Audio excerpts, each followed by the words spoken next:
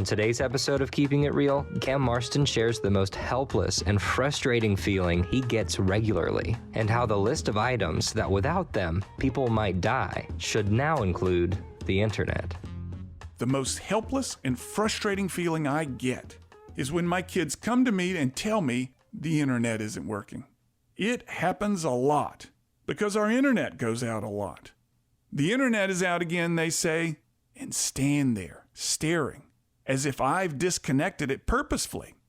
I'm sorry, I say, yet they stand there staring as if it's my fault. What do you want me to do about it? The tension in my voice rising. I can hear it, they can hear it. We've been through this routine so many times before, I know where it's going to go. We replay it line by line each time. Call someone, they say. And I have. I've called. Many times, and I still do. I've texted. I've contacted the internet provider via social media.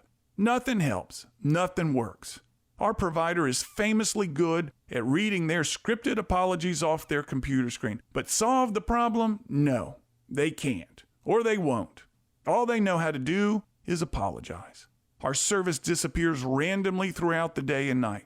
Sometimes it's crackling fast, then suddenly gone for hours. Or it's very, very slow. Slower than first-generation dial-up, then gone for a while, then back from nowhere with blazing speed before it stops. If you're thinking, you should find a new provider, you're right. But the only other provider in our neck of town is just as unpredictable and unreliable as the one we use. If you're thinking, you should get your kids to call, they won't. My kids avoid talking to humans on the phone. The provider only knows how to apologize. My kids only know how to complain. No one does anything. Yesterday I texted my neighbors, hoping they had news of a new provider coming to our part of town. No such luck. I did learn, though, that my neighbors are having the same problems we're having, and others are having similar problems with the other provider. This made me feel a little better. It's not just us. My misery found its company. But our neighborhood is resigned to two choices: awful or just as awful.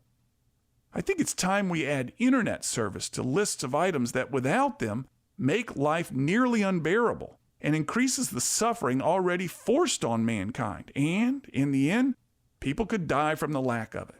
On that list is water and food. In the Deep South, the list should include electricity, which powers our air conditioners, and now internet. The internet is the tube through which nearly all my household's communication and entertainment is delivered.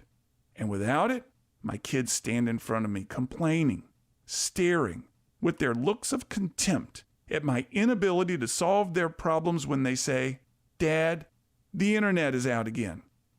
And what I have to hold myself back from doing is how people might die from the lack of it. I'm Cam Marston, just trying to keep it real. To hear more of Cam Marston's commentaries, search for Keeping It Real on your favorite podcast app or find them on Facebook.